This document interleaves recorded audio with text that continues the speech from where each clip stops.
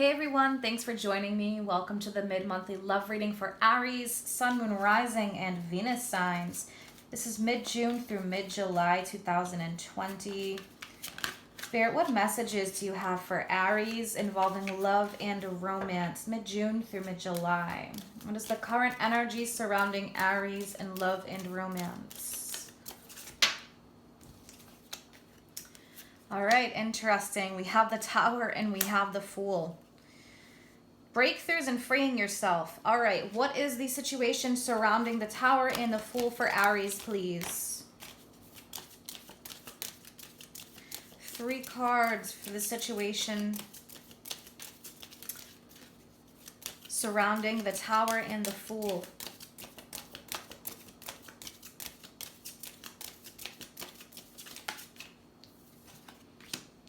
Strength. All major arcana so far, Aries, so things could feel a bit intense. Major arcana represent parts of our journey within. So within love and romance, this is part of a journey for you. Wow. All right, so we've got a bit of a struggle here with the 5 of Swords in the middle. We have almost all major arcanas. 4 of them, right? So 4 out of 5, very powerful. All right, so Aries, there can feel like maybe there's a bit of a struggle or you went through a struggle with the Tower. The Tower serves to break down anything that is not built on a solid foundation in order for a breakthrough. I always call that card the breakdown for the breakthrough.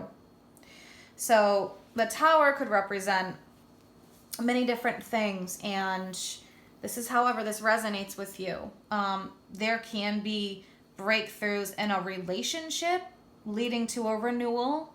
So for some of you, this could represent a healing energy. For others, it could represent endings. The Tower can be like the destruction. It's like Mars, Pluto energy, transformation, rebirth. And with the Fool here, this is allowing a clean slate, so to speak. So the Fool is like a new journey here, starting from scratch. It's 0. It's infinite potential. So this allows you to help to create your future. It's like free will. The beginning of a new journey, taking a risk, taking a leap of faith. So the situation surrounding the Tower and the Fool, we have strength of the 5 of Swords and the Wheel of Fortune. Now, the Wheel of Fortune can represent cycles that are repeating or maybe feel repetitive as the wheel turns. Sometimes we have to relive a similar situation, like say multiple failed relationships, in order to learn some kind of lesson that we're here to learn. And that's just an example. So with the Wheel of Fortune, it can also be that things are about to expand in your world. The Tower leading to expansion. So with strength here, next to the 5 of Swords, this is calling upon you to find strength in a challenge. The 5s represent difficult challenges. This can be challenging mentally for you. Feels like maybe you're being driven nuts, you know, with the kind of energy that's happening right now, feeling like things could be falling apart or things aren't going your way.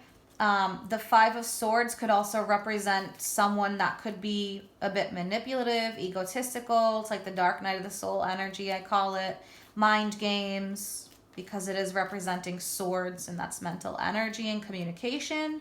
Arguments maybe. So strength is calling upon you to have strength and compassion for yourself, maybe for this situation. Strength is also saying you have the strength to get through this challenge. And as the wheel is turning and the events are moving forward, the situation is about to change. So let's start clarifying. I want to take a look at the Tower energy for Aries. So while it feels like maybe some things could be falling apart, things are actually coming together for you. Things that are no longer serving you. All right, let's look at the Tower for Aries.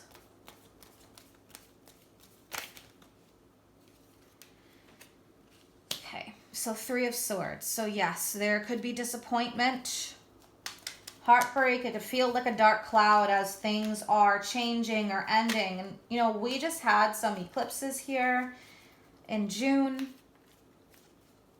And eclipses, well, they eclipse things from our lives. It's great change.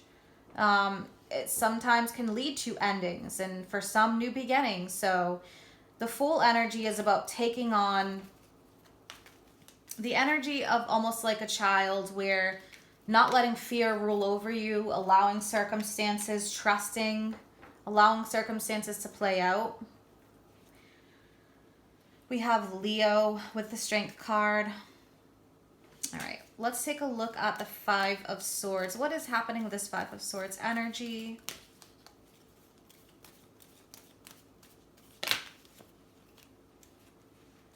All right, we have the Four of Pentacles. Someone here could be holding on to something that is no longer serving, okay? And then we have the King of Wands.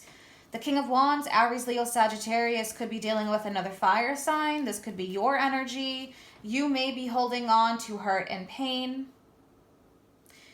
This can be destructive for you. This could be another person. The King of Wands could represent that this other person is like all up in their ego, not communicating well, holding, you know, secrets or holding in feelings. Let's look at the Wheel of Fortune.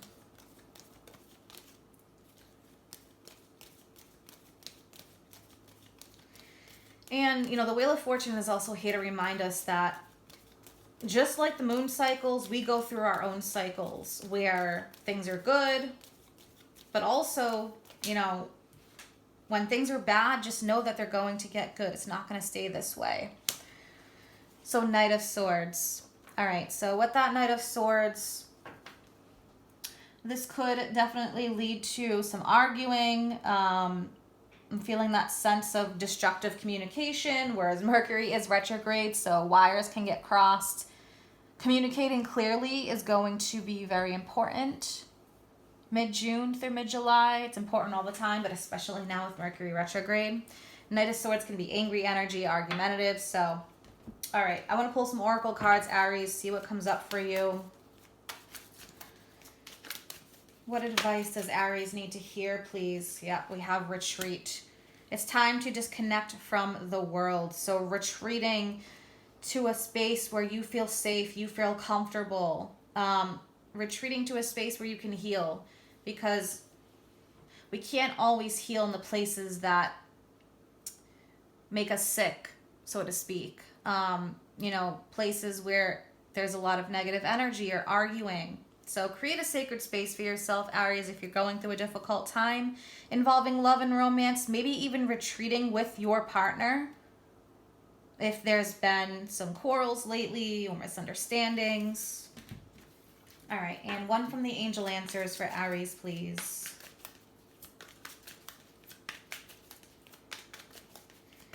With the Knight of Swords, you may want to rush into this next chapter or this next cycle, but things kind of have to play out the way they need to. All right, so one more, please, from the angel answers.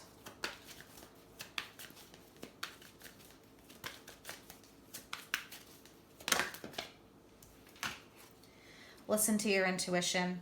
So when you have retreat and you have listen to your intuition, the first thing I think about is the Hermit card.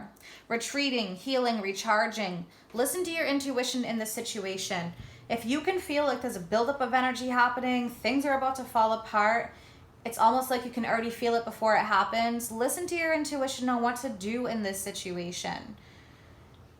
Sometimes the only way to do that is to disconnect from the world, disconnect from TV, from media, all that, disconnect from the phone, go outside, get in nature. You'll get a clearer understanding of yourself, what's happening here, and it also is very healing as well. So disconnecting is going to be important. We do have a lot of retrogrades. We have these eclipses. The energy can be tough around this time, so definitely treat yourself to a sacred space.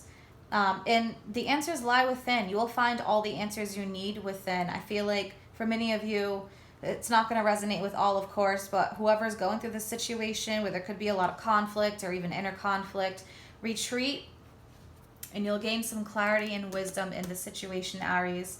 I hope you have an amazing month ahead.